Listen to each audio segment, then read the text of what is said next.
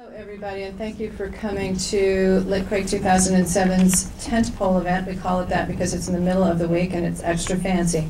And I'm Jane Ganal. I'm the co-director of Litquake, co-founder, and I'm happy to be here, and I'm happy to see all of your smiling faces. Let me introduce to you your two speakers, or conversationalists, I guess, for the night. Daniel Handler on my left and your right. He doesn't even have to do anything to get applause. He's the author of several literary novels under the name of Daniel Handler: The Basic Eight, Watch Your Mouth, and most recently Adverbs. Under the name Lemony Snicket, he has also written a sequence of books for children known collectively as A Series of Unfortunate Events, which has sold a mere 53 million copies. Wow. And were the basis of a film starring Jim Carrey. Born and raised in San Francisco, Daniel attended Wesleyan and returned to his hometown after graduating. He co-founded the magazine American Chickens with illustrator Lisa Brown, with whom he got married. Sorry, my English is screwed up tonight. And they moved to New York City. Also with whom I got married. With whom you got married, that's true. Moved to New York City, where Handler eventually sold his first novel after working first as a book and film critic, which I didn't know about that.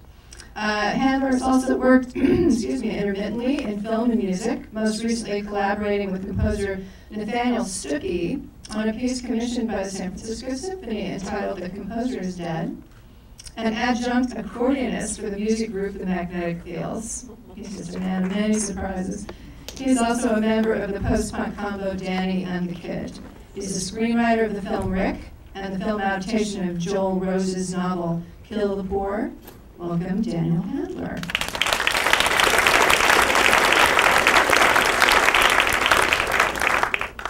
Okay, Jane Smiley. She was born in Los Angeles, California, and moved to St. Louis, Missouri.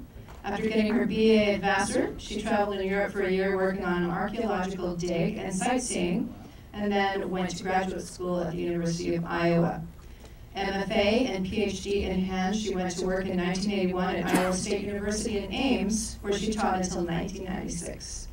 She's the author of 10 works of fiction, including The Age of Grief, The Greenlanders, Ordinary Love, and Goodwill, 1,000 Acres, which won the Pulitzer Prize in 1992, Moo Horse Heaven, and Good Faith, as well as many, many essays for such magazines as Vogue, The New Yorker, Practical Horseman, Harper's, and the New York Times Magazine.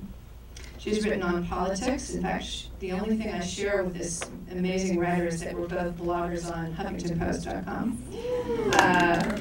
She writes about politics, I write about women's issues. It's the fluff versus the meat, I guess. Anyway, written on politics, farming, horse training, childbearing, literature, impulse buying, getting dressed, Barbie, marriage, and many other topics.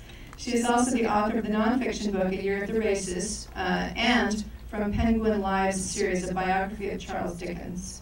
She is very maddeningly well-rounded. In December 2006, she received the PEN USA Lifetime Achievement Award for Literature.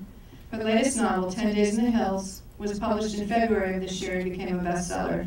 She has 2 daughters, Phoebe and Lucy, and 1 son, Al. Please welcome James. Axel. It says, oh, I can't read my own writing.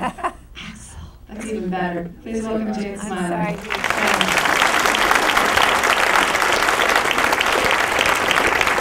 I'm so upset to be called Al. And you know, I'm reading a book now about physics and about things that happen simultaneously. So if we called him Al here in Chicago, he would know that he's been called Al.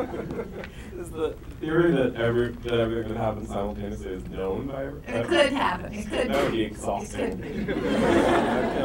He would It's definitely exhausting know enough that knowing he everything was that called happens Al. just in my immediate vicinity. The idea that I would have to deal with things happening elsewhere.